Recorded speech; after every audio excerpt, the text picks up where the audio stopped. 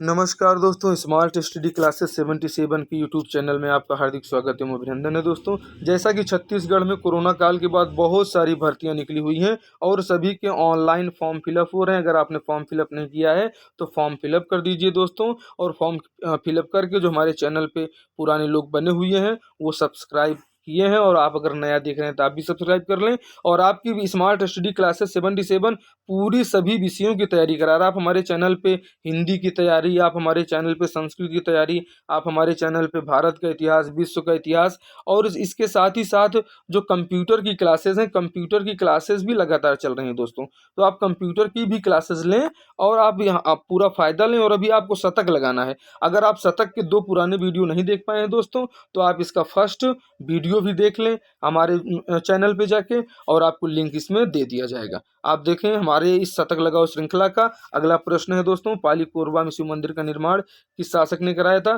तो पाली कोरबा में जो शिव मंदिर का निर्माण है वो बाण वंश के एक राजा ने कराया था, जिनका नाम क्या है? मल्लदेव है। ऑप्शन डी इसका सही हो जाएगा।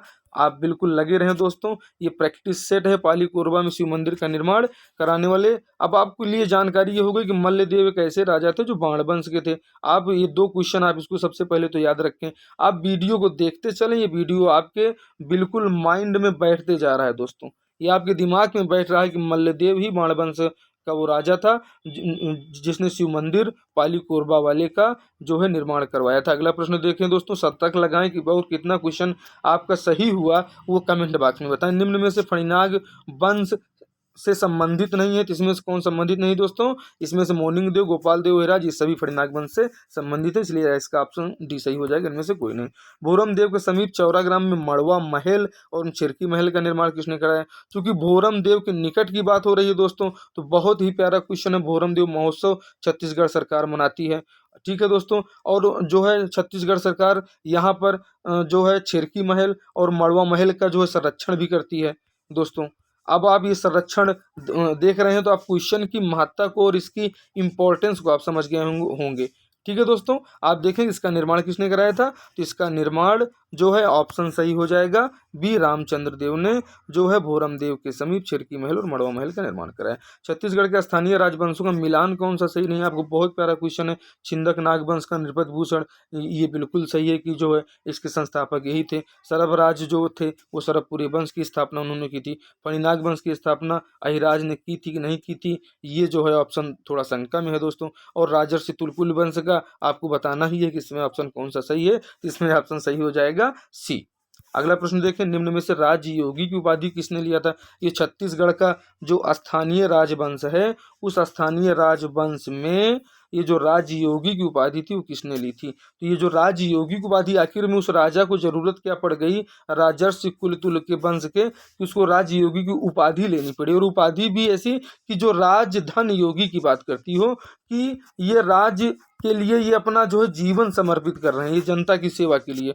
और वो जनता, जिस जनता से ये कर लेके ये महाराजाधिराज पूरी जनता पे शासन किया करते थे, और इसीलिए इन्होंने जनता को दिखाने के लिए, अपनी तरफ करने के लिए उन्होंने राजयोगी की उपाधि ली। इसका सही ऑप्शन हो जाएगा राजर्षि तुलकुल वंश का शासक थे, उन्होंने राजयोगी की उपाधि ली थी। निम्न में से पांडु वंश के शासकों की उपाधि है, आपको बताना है कि उन्होंने भोगवतीपुरेश्वर की उपाधि ली। ऑप्शन बी में ए लगाइए और सी लगाइए, या कि इनमें से कोई नहीं। ये बहुत ही प्यारा क्वेश्चन है। आप देखें शतक लगाना है दोस्तों, आप बताइए इसका आंसर क्या है। बिल्कुल बिल्कुल कमेंट में बहुत अच्छे आ रहे हैं, बिल्कुल आपके आंसर बहुत सही, आपका ऑप्शन सही है परम भागवत। ये जो पांडु वंश के शासक थे, ये पांडु तो नाम लिखते थे लेकिन ये परम भागवत की उपाधि लेते थे। इनकी उपाधि से आप ये समझ सकते हैं कि ये जो पांडु वंश के शासक थे ये अपने आप को कितने ऊंचे दर्जे का समझते थे। ये परम भागवत हैं। आप विस्तृत वीडियो हमारे देखें दोस्तों। छत्तीसगढ़ में प्रथम मराठा शासक थे अप्पा साहब डंकोजी भोसले, या कि बिम्बाजी जो है राव भोसले। आप इसका सही आंसर बताएं। इसका सही आंसर हो जाएगा बिम्बाजी राव, इसका सही आंसर है। जो प्रथम छत्तीसगढ़ में मराठा शासक थे वो बिम्बाजी राव भोसले थे। ये क्वेश्चन अब आपको याद हो चुका है, आप वीडियो को देखते चलें। अगला प्रश्न देखें दोस्तों, मुसलमानों के लिए किस शासक ने रतनपुर राज्य में मस्जिद का निर्माण कराया था? बहुत ही प्यारा क्वेश्चन है दोस्तों, कि बिम्बा जीराव ने कराया था, रामचंद्र देव ने कराया था, अप्पा साहब ने कराया था, महाशिव तीवर देव ने कराया था। आप देखें कि रतनपुर एक ऐसा राज्य था जो छत्तीसगढ़ का ही हिस्सा है। आप इसके इतिहास का अध्ययन करें। मुसलमानों के लिए जो बिम्बाजी राव थे, ये एक मराठा शासक थे। जब हमारे इस छत्तीसगढ़ रीजन में मराठा जो है हावी हुए, और जब मराठा हावी होते हैं तो वहाँ जो मराठा के अधिकारी कर्मचारी आते हैं, उन अधिकारी कर्मचारियों में मुस्लिम लड़ाके थे, और उन लड़ाकों के लिए, वहाँ के मौलवियों के लिए, और साथ ही यहाँ पे जो स्थानीय मुस्लिम थे उनके लिए भी उन्होंने एक मस्जिद का निर्माण कराया, और उनका नाम था जी राव। ये एक ऐसे शासक थे रतनपुर के। मराठा सेनापति भास्कर पंत और बंगाल के अलीवर्दी खां की मध्य संधि कब हुई थी? बहुत प्यारा क्वेश्चन है दोस्तों। 1740, ऑप्शन बी 1748, सी 44 और 1745। बहुत ही प्यारा क्वेश्चन। इसका सही उत्तर हो जाएगा दोस्तों ऑप्शन सी 1744 में मराठा जो थे भास्कर पंत, इन्होंने और बंगाल के अलीवर्दी खां के मध्य एक संधि हुई थी दोस्तों। विस्तृत वीडियो में आपको पूरा पता चल जाएगा दोस्तों। आप हमारे चैनल पे जाएं और उसे विजिट करें, आप विस्तृत वीडियो देखें, गहन स्टडी करें। एक लामा लौह अयस्क क्षेत्र कहाँ है? तो एक लामा लौह अयस्क क्षेत्र, चूंकि नाम में ही जब का है तो का से कांकेर भी होता है, जो ऑप्शन में है, लेकिन इसका उत्तर सही नहीं है। और इसका सही आंसर दंतेवाड़ा तो हो नहीं सकता, चूंकि एक लामा लौह अयस्क क्षेत्र वहाँ पे है नहीं। दंतेवाड़ा में कौन सा लौह अयस्क क्षेत्र है दोस्तों? तो किरंदुल और बचेली। आप जानते हैं कि बचेली भी कहाँ है? दंतेवाड़ा में है। और ये लौह अयस्क क्षेत्र किरंदुल और बचेली दंतेवाड़ा के हो गए।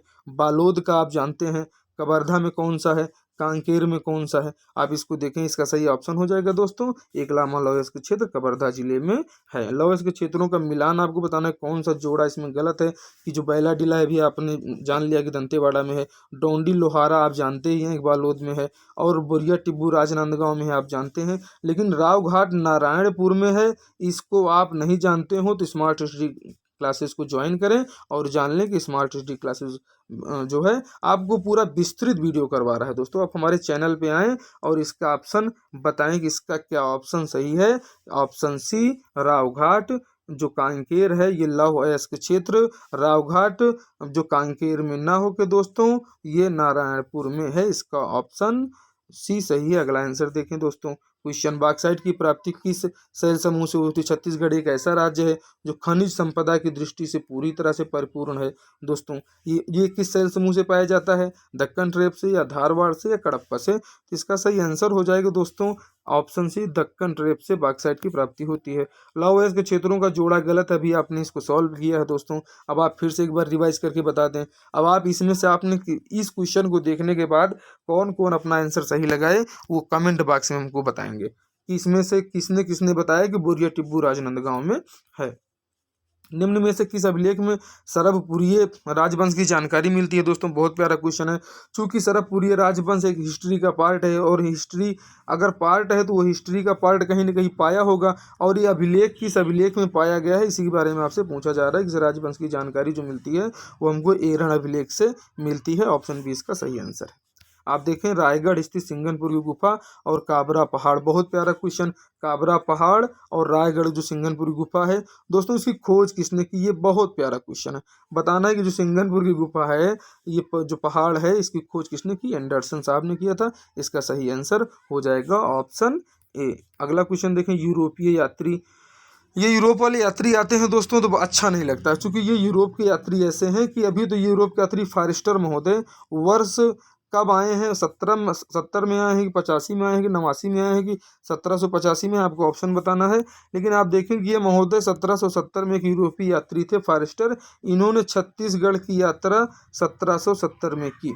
और ये एक ऐसे लोग हैं जो 1857 के स्वतंत्रता संग्राम के बाद इस हमारे पूरे भारतीय और क्या पूरे भारतीय उपमहाद्वीप पर ये एक प्रकार से कब्जा अपना बना लेते हैं। रघु जी तृतीय ने अपने छोटे भाई व्यंको जी को किस उपाधि के साथ छत्तीसगढ़ की प्रशासनिक जिम्मेदारी सौंपी थी? बहुत ही प्यारा क्वेश्चन है। रघु जी तृतीय चूंकि बुजुर्ग हो चुके थे जब छत्तीसगढ़ में जो इनका आधिपत्य हुआ, और इस छत्तीसगढ़ रीजन में व्यंको जी भोसले जो इनके भाई थे, इनको इन्होंने धुरंधर की उपाधि दी थी दोस्तों।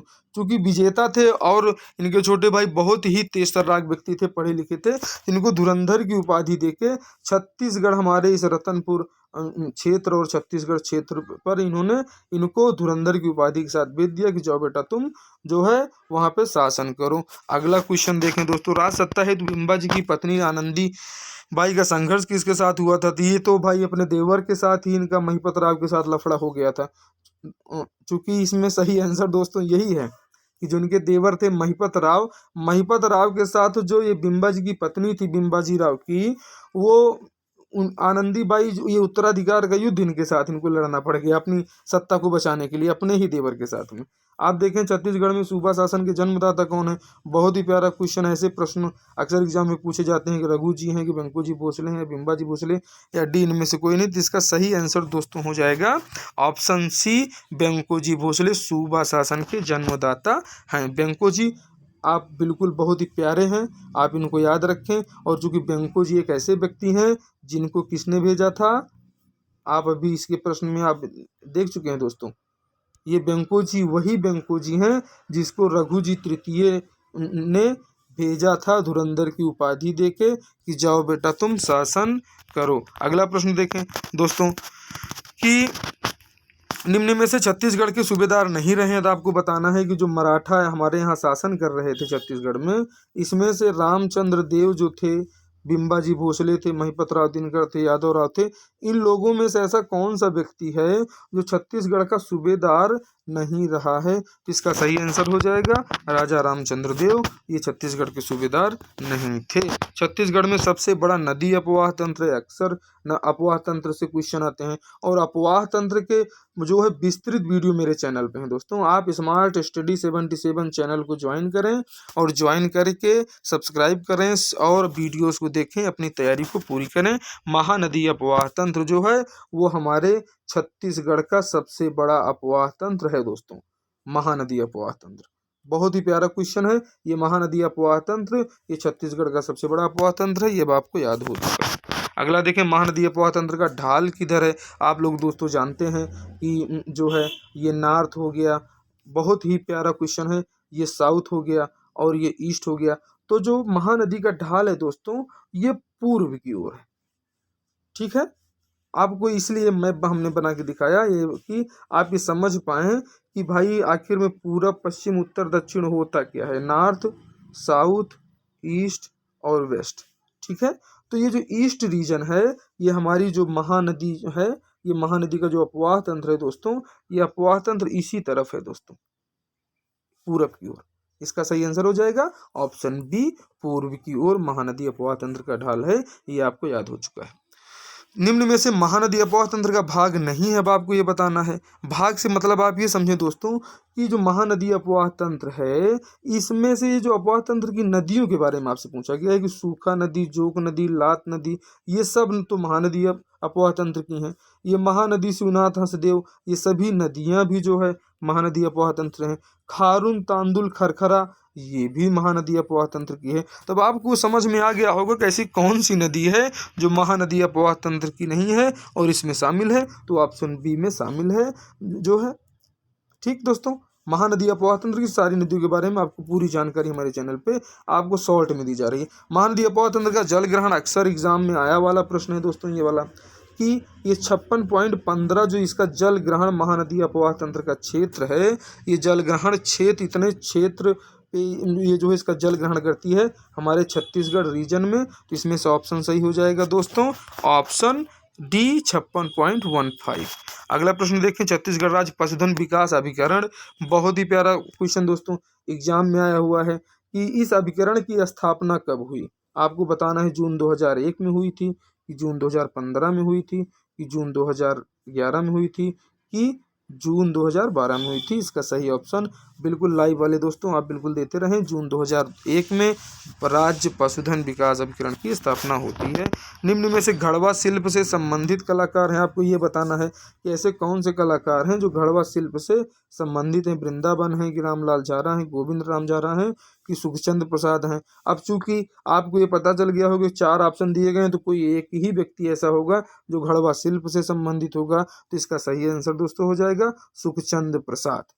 चूंकि आप ये घड़वा के बारे में पढ़ रहे हैं तो आपने मानिक राम घड़वा के बारे में भी पढ़ा होगा। ये भी घड़वा शिल्प के बहुत ही प्रसिद्ध व्यक्ति हैं, इनके बारे में भी याद रखना। और सुखचंद्र प्रसाद आज जो है स्मार्ट स्टडी क्लासेस पे इनकी चर्चा की ही जा रही है। आप इसको देखें और लगातार आप बने रहें, सारे प्रश्न आपको याद होते चल रहे हैं दोस्तों। ये सारी जो है ये कलाकारियाँ, ये छत्तीसगढ़ साहित्य का स्वर्णकाल, बहुत ही प्यारा क्वेश्चन है।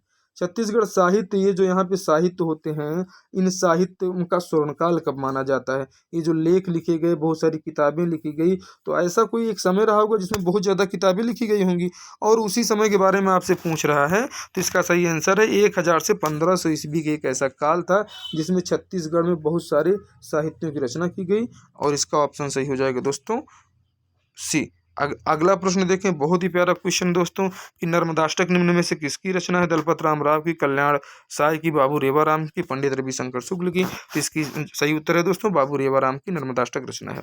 अगला प्रश्न देखें, छत्तीसगढ़ प्रदेश में जो महापाषाणित अवशेषों का सबसे बड़ा केंद्र है, आपको ये बताना है कि जो महापाषाण काल का समय था, वो जो अवशेष पाए गए हैं वो रतनपुर में पाए गए, कि त्रिपुरी में, कि चितवा डूंगरी में। अब चितवा डूंगरी जो कि दुर्ग में है, ये भी एक ऐसा प्लेस है एंशियंट इंडिया से रिलेटिव। त्रिपुरी भी है, रतनपुर भी है, और ये जो भुज गहन है दोस्तों, इसका सही आंसर हो जाएगा, क्योंकि यहाँ पे महापाषाणित अवशेषों का सबसे बड़ा केंद्र यहीं पे है, भुज गहन में। 59 नंबर है, छत्तीसगढ़ प्रदेश के महापाषाणित, ये आप देख चुके हैं। अब छत्तीसगढ़ में सर्वप्रथम शैल चित्रों की खोजकर्ता कौन थे? तो इस प्रश्न का उत्तर दोस्तों आपको बताना है। आपको ये सोचना चाहिए कि are you ready for answering. अगर आप इसके लिए तैयार हैं तो इसका जो है कमेंट बॉक्स में आप इसका आंसर दें, और सबसे पहले आप हमारे चैनल स्मार्ट स्टडी क्लासेस 77 को जरूर ज्वाइन कर लें। इसको दोस्तों लाइक करें, इसको सब्सक्राइब करें, और हमारे वीडियोज कैसे लग रहे हैं ये हमको बताएं कमेंट बॉक्स के माध्यम से। और सब प्रश्न इसी प्रकार के बहुत सारे सभी प्रश्नों को हम सॉल्व कराएंगे। इसके 20 टैब बनेंगे, 20 में आपको जो है 2000 प्रश्न मिलने वाले हैं दोस्तों, और इस 2000 में छत्तीसगढ़ खत्म। छत्तीसगढ़ की परीक्षा में छत्तीसगढ़ आपसे नहीं जा पाएगा। इसी के साथ मिलते हैं अगले वीडियो में। जय हिंद, जय भारत।